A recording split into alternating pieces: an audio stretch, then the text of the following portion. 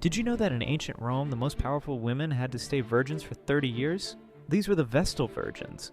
They were chosen as young girls from rich families to serve the goddess Vesta. Here's the crazy part. By giving up marriage and children, they gained power that no other Roman women had. They could own land, write wills, and even save prisoners from death with just their word. But their most important job was keeping Rome's sacred fire burning. If it went out, Romans believed their entire empire would fall. The punishment for breaking their vow was terrifying. Any Vestal virgin caught with a man would be buried alive in an underground room with only bread and water. The most famous case was Rhea Silvia. She claimed the god Mars made her pregnant while she was a Vestal virgin. Her twin sons became Romulus and Remus, the legendary founders of Rome. For over 1,000 years, these women proved that sometimes giving up everything meant gaining the most power of all.